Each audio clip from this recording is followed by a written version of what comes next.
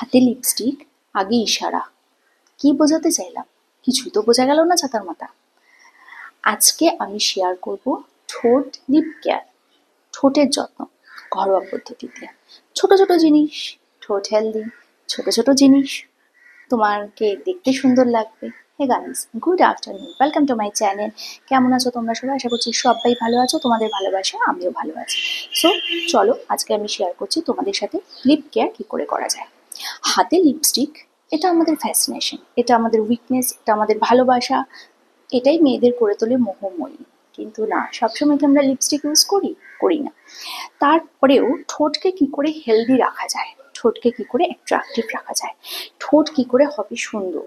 ঠোঁট দেখার পর লোক তোমার থেকে চোখ ফেরাতে পারবে না, এবং অবশ্যই একবার জিজ্ঞেস করবে ঠোঁটে তুমি কি ইউজ করো, তোমার ঠোঁটটা এতটা সুন্দর। নাম্বার 1, সেটা হচ্ছে ডাস্ট সুগার বা চিনির গুঁড়ো, তার সাথে একটু মধু স্যুট না করলে লেবুর রস বা নারকেল তেল দিয়ে ঠোঁটটাকে ভালো করে স্ক্রাব করে ধুয়ে যে কোনো লিপ বাম ইউজ করতে পারো। মুখে যে স্ক্রাবার ইউজ করো সেটাও ঠোঁটে অবশ্যই ইউজ করতে পারো। আর যেটা পারো সেটা হচ্ছে চালের গুঁড়ো, অবশ্যই বাজার চলতি চালের গুঁড়ো, কেননা সেটা অনেক বেশি মিহি থাকে। তো সেটা নিয়ে তার মধ্যে একটু দুধের সর দিয়ে বা ঠান্ডা দুধ দিয়ে ঠোঁটে ইউজ করতে পারো। আর যেটা করতে পারো, প্রত্যেকদিন রাত্রে শোয়ার আগে লিপ বাম ইউজ করতে পারো। ঠোঁট কামড়ানোর অভ্যেস থাকলে চুইংগাম চিবো না, প্লিজ কারো মাথা চিবিও না, ওটা খুব বিরক্তিকর।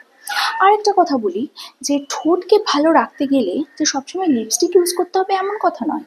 তবে হ্যাঁ, লিপস্টিকটা যদি ইউজ করো সেটা যেন ব্র্যান্ডেড হয়।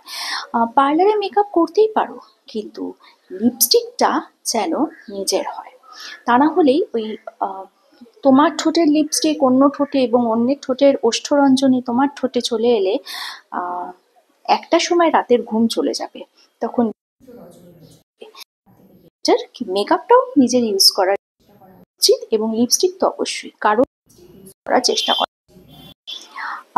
আরেকটা কথা বলি, যে আমাদের যখন আমরা কারোর সামনে দাঁড়াই না, তখন কি হয়, আমাদের ঠোঁট, নাক, চোখ এবং আইব্রো, মুখের মধ্যে এই কটা জিনিস সবার আগে।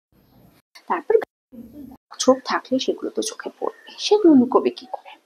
তো যেটা করবে সেটা হলো ঠোঁটের যত্ন সবসময় নেবে, ঠোঁটটাকে সবসময় পরিষ্কার রাখবে, এবং ঠোঁটে কিন্তু সবসময় লিপ বাম ইউজ করবে। আমরা যেমন মুখে সবসময় ময়শ্চারাইজার ইউজ করে থাকি সব সময়, ঠিক সব সময় ঠোঁটটাকেও একদম ভিজিয়ে রাখবে, অবশ্যই লিপ বাম দিয়ে।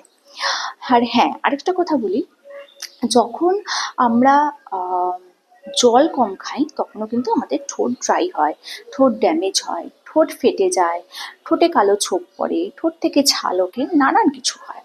আরেকটা কথা, last but not the least, লক্ষ্য করে দেখবে যারা একটু ঝোঁকরুটে হয় না, তাদের ঠোঁট কালো হয়। যেসব মেয়েরা ঝোঁকরুটে হয়, ছেলেরা তত ঝগড়া করতে পারে না, নিজের বউ বা নিজের বয়ফ্রেন্ড বা নিজের বান্ধবী ছাড়া আর কারোর সাথে ছেলেরা ঝগড়া করতে পারে না। তো মেয়েরা যার দেখবে ক্যাঁকে গলা, তাদের দেখবে ঠোঁট খুব কালো হয়। তার কারণ হচ্ছে ওই মনের কালোটা মুখ দিয়ে বেরোয়, গলা দিয়ে বেরোয়, এবং সেটা ঠোঁটে প্রকাশ পায়। সো তাদের থেকে একটু দূরে থেকো। আর যেসব পুরুষরা এইসব মহিলাদের প্রেমে হাবুডুবু খাও, তারাও একটু দূরে থেকো, কেননা এই কালো ঠোঁটে চুমু খেলে কিন্তু মাথার চুলও উঠে যায়। So be conscious, be careful, নিজের ঠোঁটকে হেলদি রাখো, সুস্থ রাখো, বিন্দাস হাসো, মনে কোনো দাগ রেখো না, মনে কোনো কাদা রেখো না। সাদা কাপড়ে কাদা দিতেই পারো, মনে কাদা একেবারে নয়। মনের কাদা কিন্তু হারপিক ব্লিচিংয়ে ধোয়া যাবে না, সেটা ফুটে উঠবে তোমার ঠোঁটে। সো ভালো থাকো, সুস্থ থাকো, হেলদি থাকো, এবং আমি যে টিপটা দিলাম ঠোঁটের জন্য সেটা কিন্তু অবশ্যই ফলো করো।